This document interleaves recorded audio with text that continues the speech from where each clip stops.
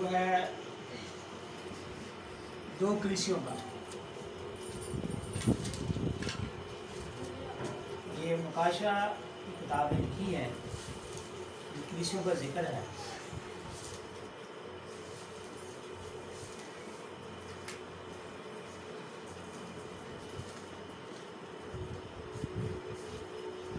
मुकाशा तीसरा बाब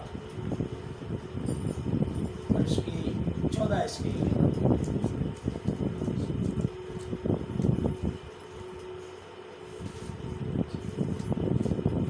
कौन पढ़ेगा?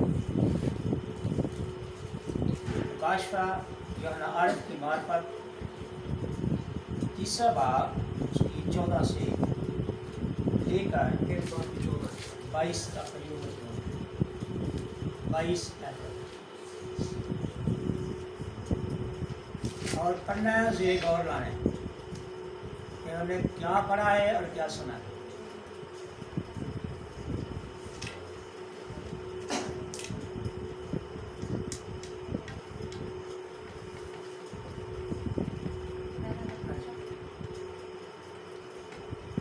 नहीं पढ़ना था? पढ़ो तो सीधा है। लुदीकिया की कलीसिया की फरिश्ते को ये लिख, जो आमीन और सच्चा और बरहक गवाह और खुदा की खलकत का मुमदा है, तो ये फरमाता है कि मैं तेरे कामों को जानता हूँ कि ना तू सर्द है ना गर्म, काश के तू सर्द या गर्म होता, चूँकि तू ना तो गर्म है ना सर्द बल्कि नीम गर्म। ना पे सर्द है ना गर्म है बल्कि नीम गर्म। तो नीम गर्म जो ये चीज होती है ना, वो ज़ायकेदार नहीं होती है। सब्जी नीम गर्म हो जाए तो आप कहते जी गर्म करो, ये तो जायका ही नहीं इसमें कोई। रोटी ठंडी हो जाए तो भी कहते हैं नहीं गर्म करो इसे, घी डालो पानी डालो और दोबारा इसे गर्म करो, फिर ही खाई जाएगी। तो वो खाने के काबिल नहीं जाती, ठीक है ना। इसी तरह एक खुदावंद यीशु मसीह इस कलीसिया को पैगाम दे रहे हैं। यूहन्ना आरिफ को कहता है तो उसे खत लिख दे कि तू ना तो सर्द है ना गर्म है बल्कि नीम गर्म। इसका लफ्ज़ी माने यूं है कि ना तो तू ईमानदार है ना तो बेईमान, तू कुछ भी नहीं, तुझ में कोई भी खूबी पाई नहीं जाती, बल्कि तू नीम गर्म, दोनों पास चलती है। बुतों की कुर्बानियां भी खाती, मंदिरों में भी जाती है और चर्चों में भी जाती है, बात भी करते हैं, लेकिन देवी देवता को भी, उनको भी नहीं छोड़ते। इसलिए तू ईमानदार है। लुदीकिया शहर के करीब चश्मे थे और वो चश्मे गर्म थे। एक ऐसा टाइम आया कि वो चश्मे नीम गर्म हो गए, ठंडे पड़ गए और लोग उन चश्मों से पानी पीना छोड़ दिए, नीम गर्म हो गए। और यीशु मसीह उन चश्मों की मिसाल दे रहा है, क्योंकि जो जो वाक़े बाइबल लिखे हैं ना वो मौजूद थे उस वक्त, इसलिए तशबीह इस कलीसिया को दे रहा है। जो कलीसिया सुस्त पड़ गई, ये नीम गर्म जो चीज है ना, ये सुस्ती पर बोझ रखता है, सुस्त पड़ गई।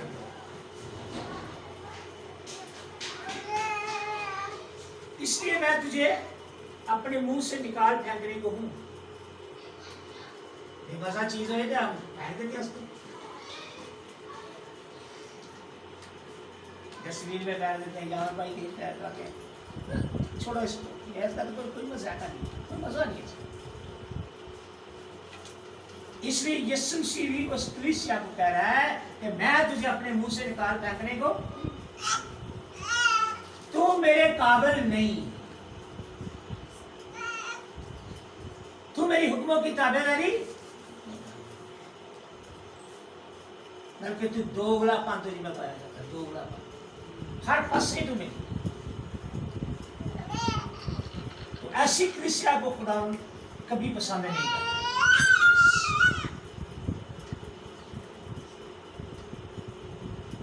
और चूंकि तू कहता है कि मैं दौलतमंद हूं, भाई वो लुदीकिया शहर जो था वो बहुत अमीर था। और ये भी मैं बताता चलूं कि इसकी बहुत शोहरत थी, मशहूर शहर था इलाकों में।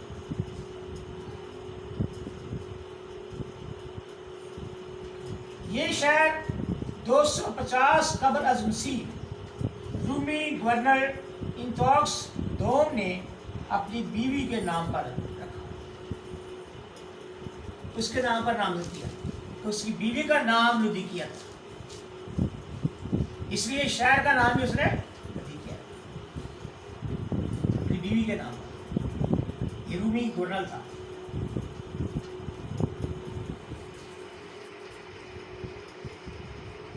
और ये कलीसिया लुदीकिया में मौजूद थी। मसीही थे, यीशु की बात करते थे, चर्चों में बड़े जाने में के पाबंद थे, लेकिन मंदिरों में भी जाने के मंदिरों में भी जाते, और वहां की कुर्बानियां भी खा लेते, और हिंदू लोगों के साथ मिलते जुलते उनके साथ तल्लुकात था उनका हर किस्म का। जो हमारे हम उनमें बनाते हैं तो क्या करें, तो फिर मिलना जुलना तो होता ही है ना। ब्याह शादियां में भी जाते हैं और प्रोग्राम में भी जाते हैं, तो हम बनाते हैं। लेकिन खुदावंद का ये हुक्म बहुत से बड़ा हुक्म है कि तुम उनके साथ ना खाना ना पीना ना उनके पास जाना ना उनको बुलाना। आजकल ही मैं देखता हूँ हमारे जो क्रिश्चियनिटी के लोग हैं, वो लोग उन लोगों को अपने घर में बुलाते भी हैं, प्रोग्राम में भी बुलाते हैं, जाते भी हैं। क्या करें, मजबूरी है भाई। ये कलीसिया भी इसी तरह की, और वो लोग अपने आप को मालदार समझते, मालदार बन गए, बड़े अमीर है। उस शहर में कपड़े के कारखाने थे बहुत बड़े बड़े,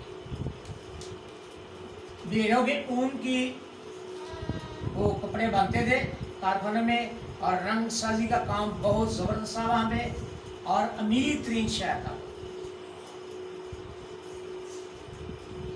यहूदियों को कारोबार था वहां।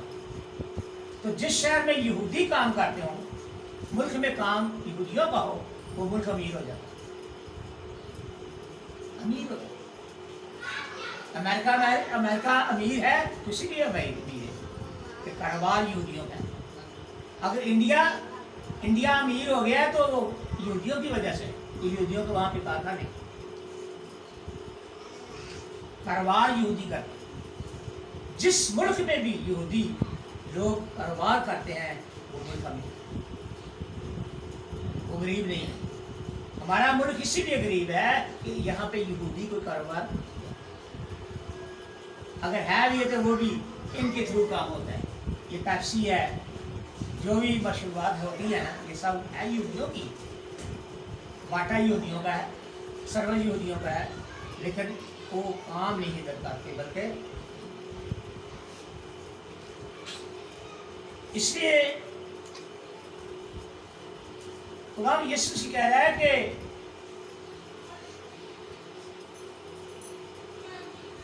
तू कहते हैं कि मैं दौलतमंद हूं और मालदार बन गया हूं और किसी चीज का महताज नहीं, और ये नहीं जानता कि तू कुंभकत किसको कहते हैं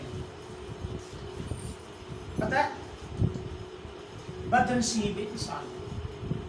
कम वक्तों वाला, कम नसीबों वाला, घटिया बदकिस्मत इंसान। ये यीशु मसीह के अल्फाज हैं, मेरे नहीं है। यीशु मसीह का है। नहीं जानता कि तू कमबख्त और ख्वार है, आवारा है, गलियों में फिरता रहता है, दुनिया में फिरता है, इधर उधर फिरता है, आवारा है और गरीब है,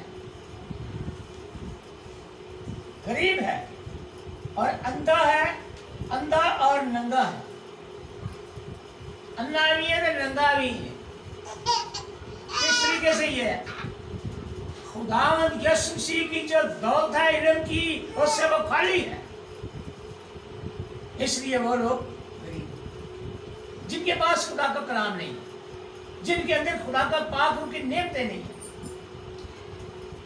खुदा की बख्शिश उनके साथ नहीं है, वो लोग गरीब हैं और अंधे हैं। जिस्मानी आंखें तो रखते हैं लेकिन रूहानी आंखें बंद हैं। खुदा को देखने वाली आंखें बंद होगी। आदम और हवा के बाग अदन में पहले जो आंखें थी उनकी, गुनाह करने से पहले, वो आंखें रूहानी थी, जिन आंखों से वो खुदा को देखते थे। लेकिन जब गुनाह किया, इब्लीस का कहना मान लिया, तो फिर वो लोग, उनकी आंखें जिस्मानी खुल गई और रूहानी आंखें बंद हो गई। खुदा को देखने की आंखें बंद। इसलिए खुदा हम कहता है तू अंधा है, तुझे मैं नजर,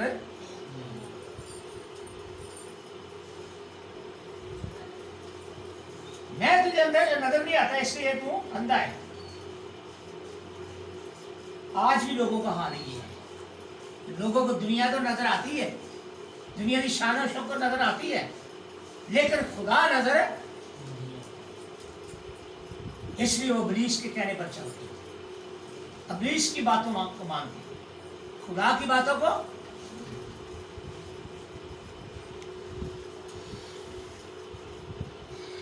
इसलिए मैं तुझे सलाह देता हूं, खुदा यीशु मसीह रेडियो से मशवरा दे रहा है, सलाह दे रहा है। क्यों दे रहा है? ताकि ये बर्बाद ना हो, ये तबाह ना हो जाए। खुदा यीशु मसीह के अंदर हमारी मोहब्बत है, प्यार है, और प्यार भरे खलूस के साथ वो कह रहा है मैं तुझे सलाह देता हूं। आज भी खुदा यीशु मसीह हर एक जान को, हर शख्स को सलाह देता है, मैं तुझे सलाह देता हूं। क्या कर तू? आ मेरे पास और मुझसे आग में तपाया हुआ सोना खरीद ले। सोना खरीद ले। जिसके पास सोना था वो अमीर भी होगा, अमीर भी होगा। सऊदिया इतने अमीर लोग हैं, वहां पे सोने की खाने हैं। सऊदिया में, कतर में, अमान में, सारे मुल्कों में बहुत सोना है। और अमेरिका के पास बहुत सोना, अमीर। लेकिन ये सोना जो है, ये तो खुदा यीशु मसीह ईमान को कह रहा है, ईमान का सोना ले खरीद में से ले, ताकि तू अमीर हो जाए। जिसके पास ईमान का सोना होगा वो सबसे भी होगा। ठीक है?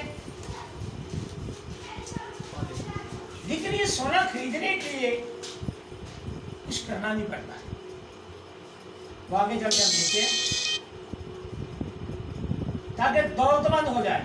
और सफेद पोशाक ले ताकि तुझसे पहनकर नंगेपन के जहर होने की शर्मिंदगी न खाए। तो वहां पे जो ऊन के कपड़े होते थे ना, वो बहुत सफेद किस्म के होते थे। सफेद लोग आसपास पहनते, चोले, शर्टा, पैंटा सफेद। तो कहते वो तो सफेद डाल लिया, लिबास डाल लिया, लेकिन ये ले मुझसे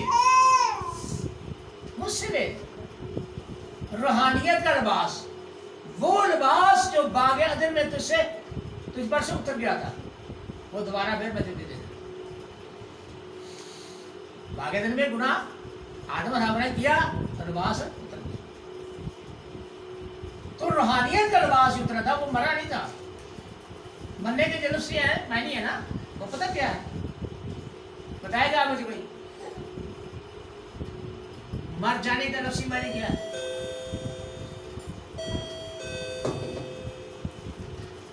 मरने का लफ्ज़ी मायने है जुदा होना। जुदा होना, खत्म होना नहीं, जुदा हो जाता, अलहदगी, सेपरेट। रूह जो है वो जिस्म से अलग हो जाता है। यही कहा वागनर में भी कि जो इंसान था वो खुदा का रूह उससे जुदा हो गया, जुदा हो गया, और वो खुदा से अलग हो गया और बाग से बाहर निकाल दिया, बाहर निकाल।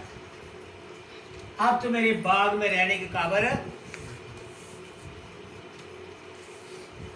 असल में ये बाग जो था, थे दरख्त भी थे, लेकिन असल में बाग जो था वो खुदा की रफाकत, जैसे वो जिक्र निकाल दिया था,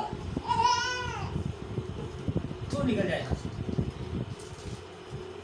इसलिए उसका लिबास उतर गया ताकि तू पहनकर नंगेपन के ज़ाहिर होने का शर्मिंदगी ना ठहरे।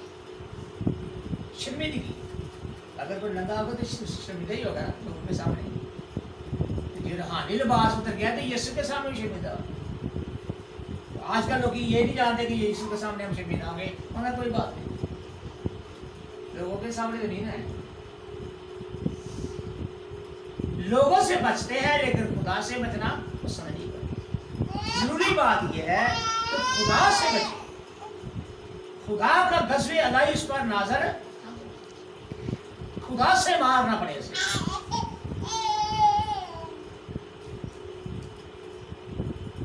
और आंखों में लगाने के लिए सुरमा ले ताकि तू बीना हो जाए, सुरमा।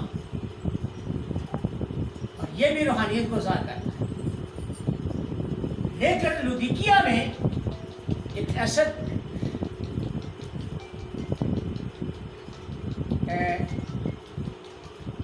हिकमत का एक स्टोर था, उनके पास एक गोली होती, वो गोली सिलाई में लगा के ना आंखों में जब लगाते थे किसी आंखें खराब हो जाती थी, ठीक हो जाती।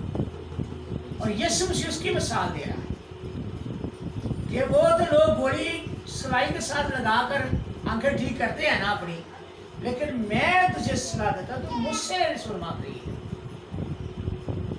जब तू मुझे अपने अंदर तार लेगा, मेरा कलाम तेरे अंदर ज़हन में आ जाएगा और तेरी आंखें खुल जाएंगी और रोशनी हो जाएगी और तुझे मैं नजर आऊंगा, मैं नजर आऊंगा, रूहानी आंखें। इसलिए मैं जिन जिन को अजीज रखता हूँ उन सब को मलामत और तबियत था भाई। खुदा यीशु मसीह जिसको भी प्यार करता है ना उसे कोड़े भी लगाता है, तकलीफें भी आती हैं। अगर हम देखें तो स्मरणीय कलीसिया 4 बाब उसकी, स्मरणा की कलीसिया जो है ये गरीब है और बहुत घटिया किस्म का काम उसे। ये कलीसिया अमीर है लेकिन ये कलीसिया गरीब है, जिस्मानी तौर पर गरीब है लेकिन यीशु मसीह से दौलतमंद कहता है। क्यों कहता है? इसलिए कि रूहानी तौर पर ये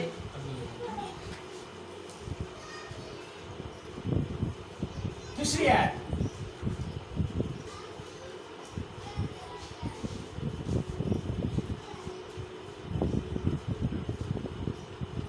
और आमीन रूह में, हाँ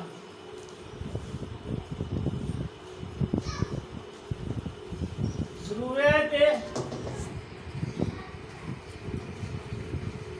क्या देखता हूँ कि आसमान पर एक तख्त रखा है और इस तख्त पर कोई बैठा है और जिस पर बैठा है वो संगे यशीब और अकीक सा मालूम होता है और उस तख्त के गिर्द ज़मुर्द किसी एक धनिक है,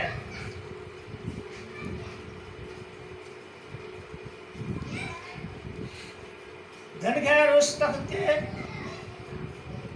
शिगिर्द तख्त हैं जो उन तख्तों पर बैठे हैं। 24 बुजुर्ग सफ़ेद पोशाक पहने हुए बैठे हैं और उनके सरों पर सोने के ताज।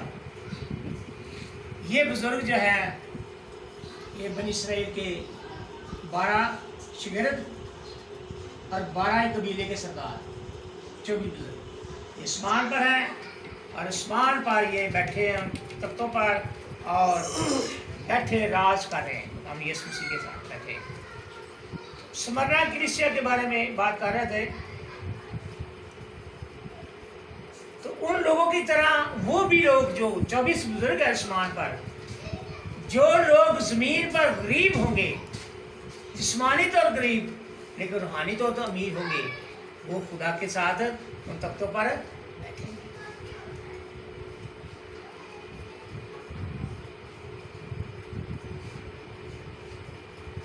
स्मरणा की कलीसिया के फरिश्ते को ये लिख, दूसरा बाब उसकी 8वीं है। स्मरणा की कलीसिया के फरिश्ते को ये लिख कि जो अव्वल और आखिर और जो मर गया था जिंदा हो, वो ये फरमाता है कि मैं तेरी मुसीबत और गरीबी को जानता हूँ। मुसीबत लो ते गरीबी लो, क्योंकि वहाँ की हुकूमत जो थी हिंदुओं लोगों की थी, बुत परस्त लोगों की थी, लेकिन ये कलीसिया खुदावन के बरगज़ीदा लोग खुदा की इबादत बाकायदगी से करते और ईमानदारी के साथ करते। और इस कलीसिया को लोग ना तो नौकरियां देते थे अच्छी, तो कारोबार नहीं देते थे, मुमकिन हो सकता कि नालियां निकालते हों, वो गंदा काम देते थे, लेकिन वो इस चीज़ की परवाह नहीं करते। वो कहते हैं कि हम मसीह में कायम रहेंगे चाहे हमें कितना ही दुख उठाना। तुम्हारी लैड मेरी प्रॉब्लम बढ़ रही है। और मगर तू दौलतमंद, यीशु मसीह कह रहा है कि तू दौलतमंद है, दौलतमंद है। हाँ वो ठीक, दौलतमंद है जो अपने आप को यहूदी कहते हैं और है नहीं। यहूदी कहते हैं हम बड़े अमीर हैं, लेकिन है नहीं, वह है नहीं। क्यों? इसलिए कि उनमें खुदा की पहचान है ही नहीं। हमें पिछले द्वार को देखा नेट पे, तो एक नकली मसीह को कबूल कर रहे हैं, झूठे मसीह को। झूठा मसीह आ गया, इसका मायने ये है कि झूठा मसीह आ गया और सच्चा मसीह के आने के लिए भी तैयारी है। सच्चा मसीह भी करीब है। बस सच्चा मसीह जो है वो आसमान पर गया है और आसमान से ही आएगा, लेकिन झूठा मसीह कहाँ से आएगा? जमीन से, वो दुनिया में से है ना। इसलिए हम यीशु मसीह बहुत जल्द आ रहा है,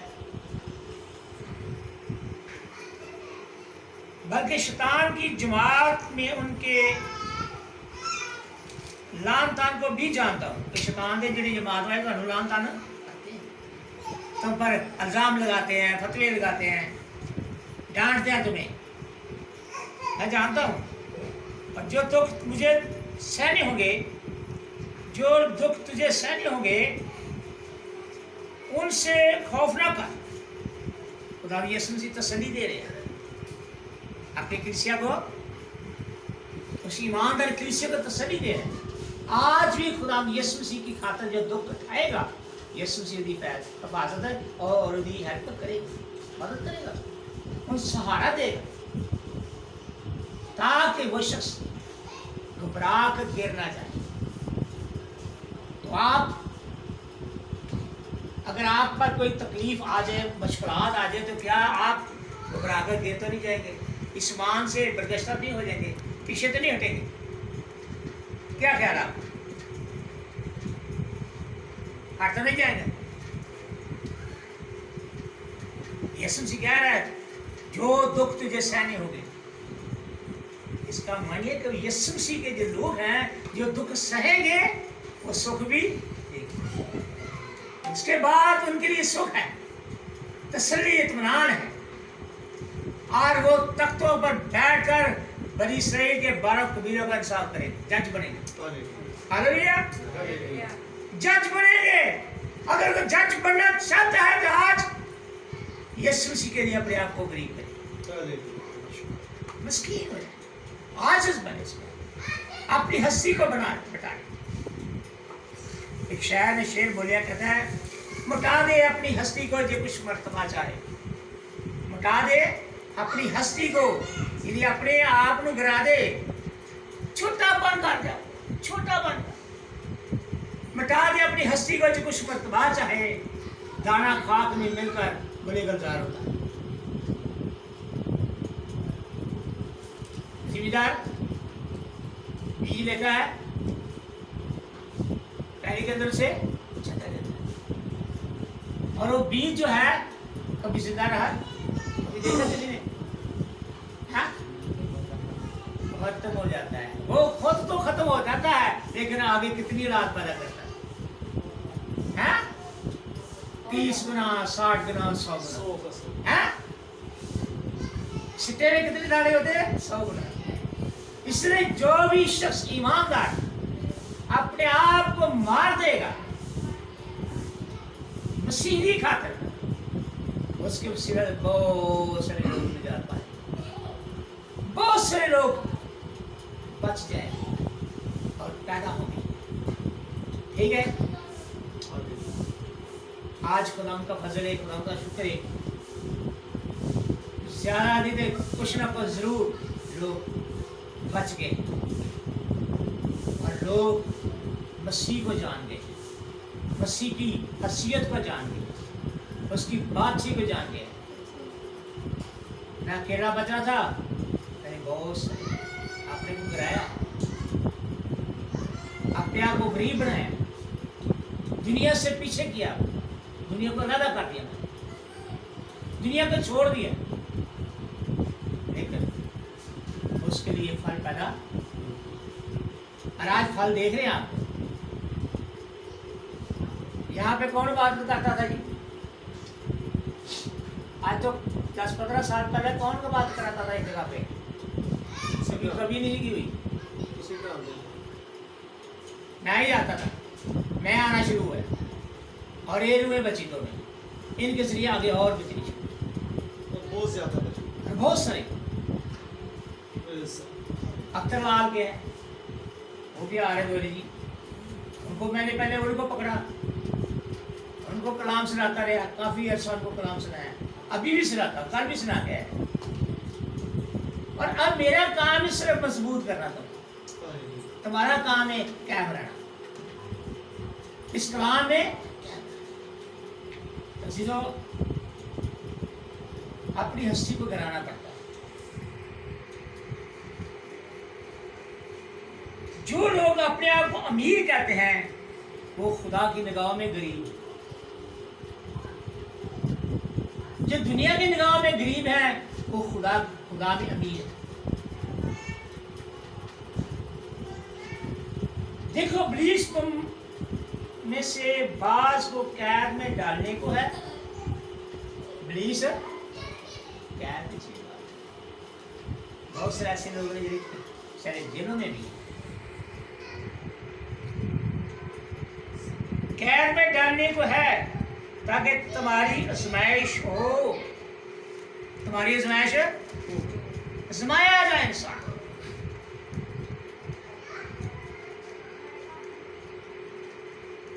और जिस शख्स की आजमाइश नहीं होती वो शख्स मजबूत नहीं होता, आजमाइश मजबूत है।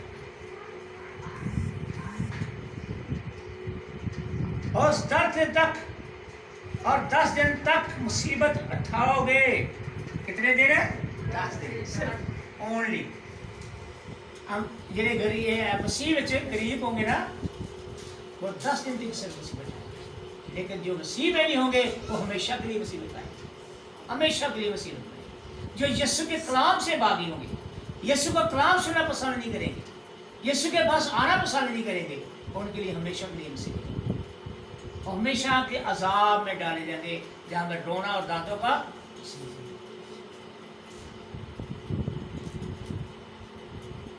जान देने तक भी वफादार, रात मैं तुझे जिंदगी का ताज कब मिलेगा? जान देने तक वफादार भाई, जान देने के लिए तैयार हैं आप? हैं? अगर कोई आपको की जान मांगे तो दे देंगे?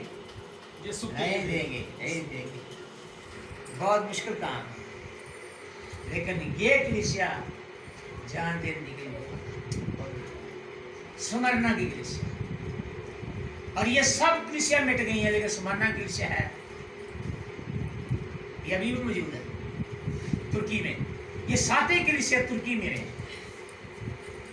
एशिया कोचिक तुर्की में ये सातों कलीसिया मौजूद है। और इनका पास्टर जो था इन कलीसिया का, वो यूहन्ना आरफ था, और उसके बाद दूसरे पास्टर भी वहां पे मुकर्रर हुए, जो पास्टर दुनियादार थे, दुनिया के साथ मिलते, दुनिया के साथ। आज भी लोग दुनिया के साथ। अब ये क्या करें कलीसिया में? तो कलीसिया को भी तो देखना है। ठीक है, कलाम जी लिखा है, चौकसी लिखा है, पर कलीसिया भी लिखी, कलीसिया भाग जाएगी। आप अपना फर्ज पूरा करें, जो हुक्म आपको है वो आप पूरा कर लें, और कलीसिया नहीं उस पर कैमरा दे तो उसका मसला है, हमारा नहीं है। तुम तो बचो, खुद तो बचो। पास्टर का काम है अपने आप को बचाना।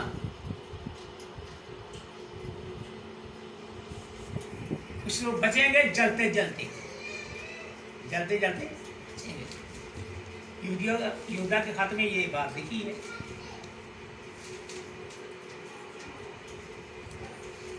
यहूदा का खत आम, उसका पहला बाब, उसकी 21वीं है। अपने आप को खुदा की मोहब्बत में कायम रखो। क्या करो जी? अपने आप को खुदा की मोहब्बत में। अगर तुम में खुदा की मोहब्बत कायम है तो सारी दुनिया से बढ़ जाए, इसका मुकाबला दुनिया की चीजें नहीं कर सकती।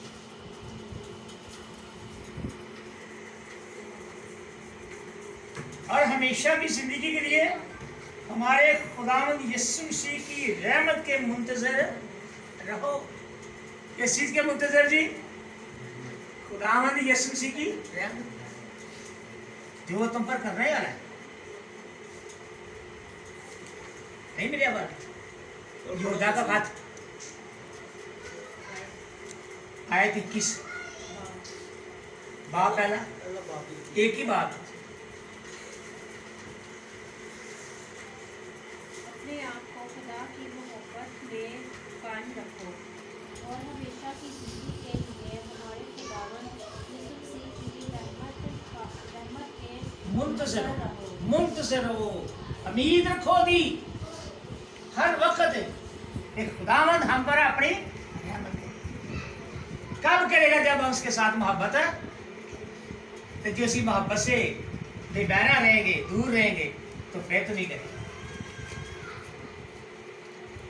और बास लोग पर जो शक में हैं, बास लोग जो शक में हैं, अभी भी लोग शक में हैं, जो आते ही नहीं बात में। उनको शक है तो पता नहीं है गलत कर रहे हैं, हम सही कर रहे हैं। हम जो कुछ करते हैं बिल्कुल ठीक करते हैं, लेकिन ये गलत करते हैं, इसलिए भी लोग आते नहीं। ये बात में शरीक नहीं होती। उनको बुतपरस्ती, उनको जादूगरी, उनको हरामकारी, बदकारी पसंद है, लेकिन खुदा का कलाम उनको पसंद है। दुनिया की बातें उनको पसंद है, चुगलियां पसंद है। फलाने ने ये किया, फलाने ने ये किया, फलाने ने ये किया, सारा दिन नहीं। लेकिन कलाम जब शुरू हो जाते डिग डिग पे नींदर का जोर,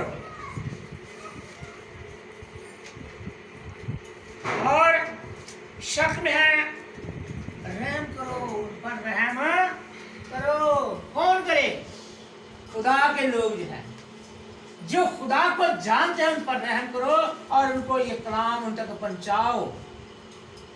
भाई तौबा करो, यीशु मसीह आ रहे हैं। भाई तौबा करो, यीशु मसीह ये कह रहे हैं। भाई तौबा करो, अपने गुनाहों से माफी मांगो, आओ यीशु मसीह के पास। अगर तुम्हें जिंदगी पानी है फिर तुम पर रहम होगा, वरना। और बाज को झपट कर आग में से निकालो।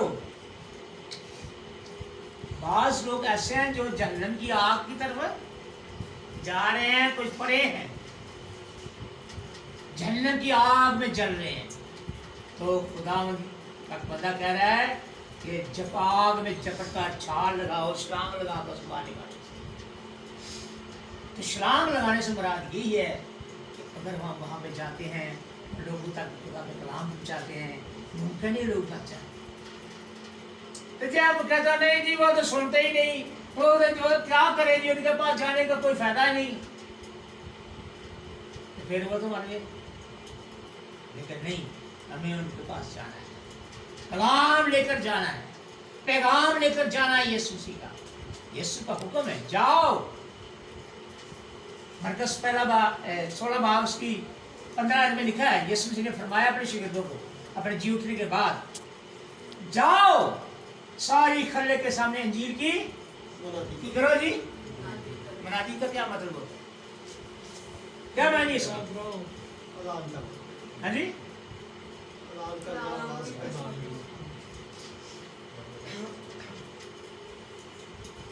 मुनादी करना, ऐलान करना, ऐलान। अब स्पीकर में ऐलान करते हैं, मैं आज अब आदत शुरू होगी।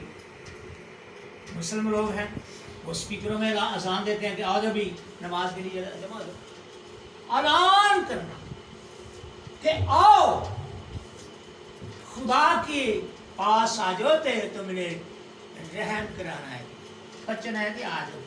बचने का एक ही वाहिद वसीला है, वो यीशु मसीह। यूहन्ना 3:16 में लिखा है, खुदा ने दुनिया से ऐसी मोहब्बत रखी, उसने अपने इकलौता बेटा, ताकि जो कुछ पर ईमान लाए वो नहीं हलाक होगा। हलाक कौन होगा? जो नहीं आएगा, उसके लिए तो मौत पक्की है। बल्कि एक मौत नहीं, बल्कि 2 मौत है उसके लिए। और निकालो और बाज पर खौफ खाकर रहम करो, बल्कि उस पोशाक से भी नफरत करो जो जिस्म के सबब से दागी। उस पाक लिबास को इतार दो, ये दागी है इसकी, ताकि पाक लिबास ये सुकैर मुझसे पोशाक ले, सफेद पोशाक ले तुझे देखा, उसको उतार दे। सफेद पोशाक ले मुझसे, तेरे नंगेपन के ज़ाहिर से शर्मिंदगी न ठहरे। अगर कोई बचना चाहता है तो जिसको यह स्मरना की कलीसिया की तरह हो जाए, स्मरना की कलीसिया, लौदीकिया की कलीसिया की तरह जो बर्बाद हो चुकी है, तबाह हो गई। लेकिन ये लोग अभी तक मौजूद हैं, थोड़े हैं लेकिन मौजूद। आइए, अगर हम भी मौजूद रहना चाहते हैं तो स्मरना की कलीसिया सब सीखें। आमीन। खुदा